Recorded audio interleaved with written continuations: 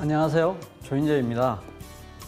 풍성한 수확의 계절인 가을이 저물 때쯤 되면 겨울에 문턱에 들어서는 입동이 됩니다. 입동 즈음에는 동면하는 동물들이 땅속에 굴을 파고 숨으며 나뭇잎은 떨어지고 풀들은 말라갑니다.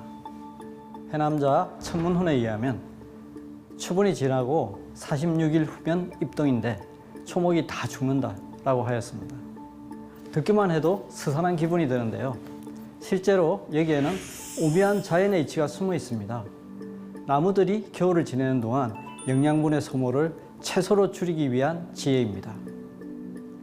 여러 지방에서는 입동을 즈음에 점치는 풍속이 전해오는데 이를 입동복이라고 합니다.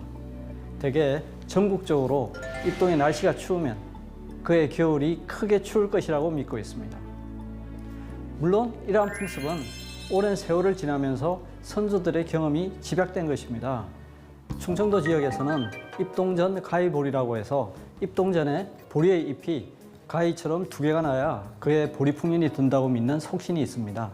또 경남의 밀양 지역에서는 입동 즈음에 날아오는 가을 가마귀에 흰 뱃바닥이 보이면 이듬해 목화 농사가 잘 될 것이라고 점칩니다. 또한 날씨점도 있습니다. 제주도에서는 입동에 날씨가 따뜻하지 않으면 겨울에 바람이 심하게 분다고 하고 전남 지역에서도 입동 때의 날씨를 보고 그의 겨울 추위를 가름합니다.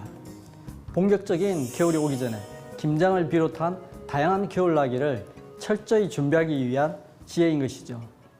하지만 과학이 발달한 요즘은 옛날에 비해 추위나 겨울철 피해에 대비할 수 있는 기본적인 여건이 갖추어져 있습니다. 우리는 입동을 맞아 가까이는 내년을, 멀게는 우리의 미래와 삶을 위한 준비를 해보면 어떨까요? 그 준비를 위한 두 가지 좋은 이야기를 소개해 볼까 합니다.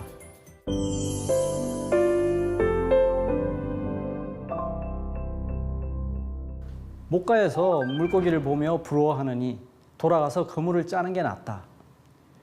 임년선어 불여 태의 결망, 이 원문인데 회남자 살림훈에 실려있는 성어입니다. 회남자는 한나라 초기 회남왕 유한이 편찬한 백가전서입니다.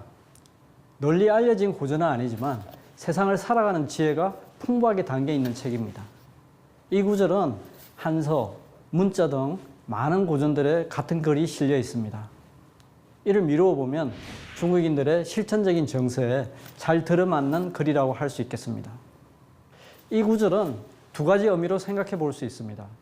먼저 인생에서 원하는 바가 있으면 그것을 얻기 위한 노력을 바로 시작해야 한다는 것입니다. 정당한 노력과 절차도 없이 바라기만 한다면 감나무 밑에서 익지도 않은 감을 기다리며 입을 벌리고 있는 것과 마찬가지입니다. 마찬가지로 연못에서 논이는 큼직한 물고기를 바라보며 입맛만 다시고 있다면 영원히 그 물고기를 맛볼 수 없습니다. 빨리 돌아가서 물고기를 낚고 올릴 그물을 엮어야 합니다. 두 번째 의미는 원하는 것을 얻으려면 반드시 지혜로운 준비가 필요하다는 것입니다. 간절히 원하는 마음만 앞서서 연못 구워, 즉 나무에서 물고기를 구하는 식이 되어서는 좋은 결과를 얻을 수 없습니다. 맹자에는 7년 지병구 3년 지혜라는 말이 실려 있습니다. 7년 된 병을 고치기 위해 3년 묵은 쑥을 구한다는 뜻입니다. 시중에서 구하기 힘든 3년 묵은 쑥을 구하기 위해 7년 동안 전국을 유랑했다면 얼마나 어리석은 일일까요? 애초에 병이 걸렸을 때 쑥을 잘 묵혀두었다면 3년이면 그 약으로 병이 나았을 것입니다.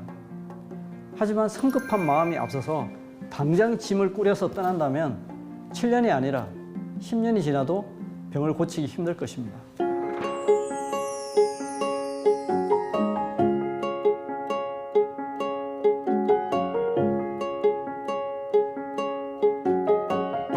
다음은 과정의 중요성에 관한 글입니다.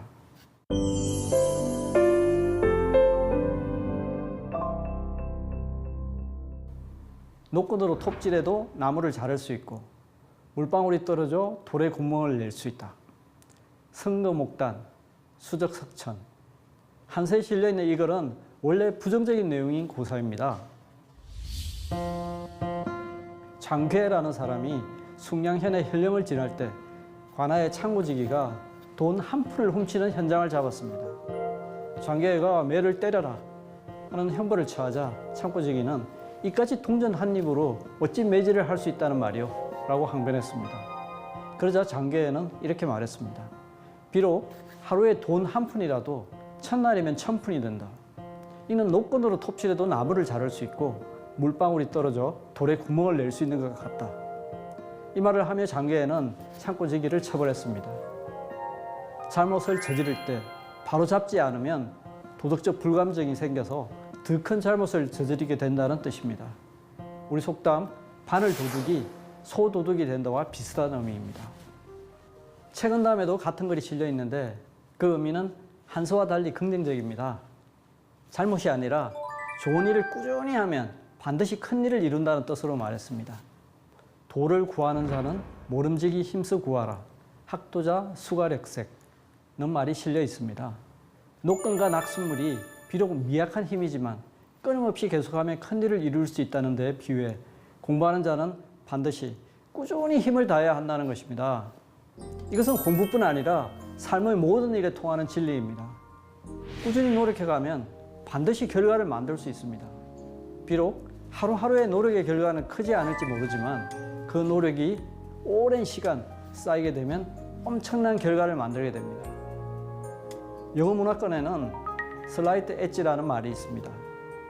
위대한 일을 이룬 사람과 평범한 사람을 비교했을 때 그 시작 단계에서는 눈에 보이지도 않을 미세한 차이만 있다는 뜻입니다. 하지만 이 차이가 시간이 지나면서 쌓이고 또 쌓이면 나중에는 까마득히 벌어지고 맙니다. 이것을 보면 위대한 일은 별것 아니지 않습니까? 우리 평범한 사람들도 날마다 작은 노력을 꾸준히 기울이면 얼마든지 위대한 일을 이룰 수 있다는 말이니까요. 참 힘이 되는 말이 아닐 수 없습니다.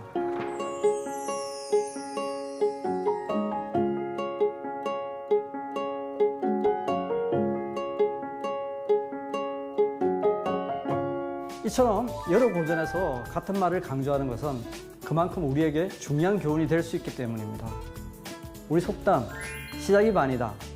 천리길도 한 걸음부터 또 역시 시작의 중요성을 강조하고 있습니다. 입동을 맞아서 옛 선조들이 했던 것처럼 닥쳐올 미래를 위한 준비를 시작해보면 어떨까요? 처음부터 크고 대단한 일이 아니어도 좋습니다. 비록 미약하지만 의미 있는 첫걸음부터 내딛는 것입니다. 감사합니다.